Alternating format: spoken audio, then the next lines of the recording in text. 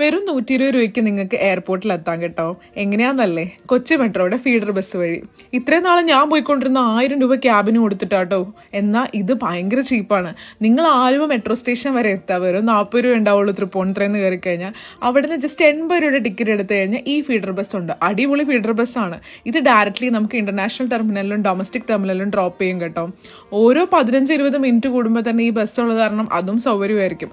ഞാനെന്നാൽ ട്രൈ ചെയ്തേക്കാന്ന് വിചാരിച്ചിട്ടാണ് ആലുവ മെട്രോ സ്റ്റേഷനിൽ നിന്ന് ഫീഡർ ബസ് എടുത്ത് നേരെ എയർപോർട്ടിൽ വന്നിറങ്ങി കേട്ടോ. ഭയങ്കര കംഫർട്ട് റൈഡിംഗ് ആണ്. വേഗം എത്തുകയും ചെയ്തു. പകുതി മുക്കാൽ ബ്ലോക്ക് നമുക്ക് സ്കിപ്പും ചെയ്യാം. ഇതൊക്കെ കഴിഞ്ഞ് നേരെ പോകുന്ന ഇന്റർനാഷണൽ ടെർമിനലിലോട്ടാട്ടോ.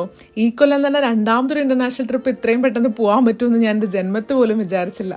പ്ലാൻ ചെയ്ത ലൈഫിൽ ഒന്നും നടക്കില്ല എന്ന് പിന്നെയും ഞാൻ തെളിയിച്ചുകൊണ്ട് ട്രിപ്പ് പോകുന്നതിന് 3 ദിവസം മുന്നെയാണ് ടിക്കറ്റ് ബുക്ക് ചെയ്യുന്നത്, സ്റ്റേയും ബുക്ക് ചെയ്തിട്ട് ഈ ഒരു ട്രിപ്പ് പ്ലാൻ ചെയ്യുന്നത് കേട്ടോ.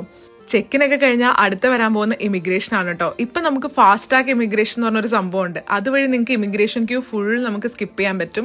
നേരെ അവരുടെ സൈറ്റിൽ കയറി ഡീറ്റെയിൽസ് ഒക്കെ എൻ്റർ ചെയ്ത് കഴിഞ്ഞാൽ ഇവിടെ വന്നാൽ ജസ്റ്റ് ബോർഡിംഗ് പാസും പാസ്പോർട്ടും സ്കാൻ ചെയ്താൽ നിങ്ങൾക്ക് ഒരു ക്യൂവിൽ നിൽക്കാണ്ട് വേഗം പോകാൻ പറ്റും കേട്ടോ.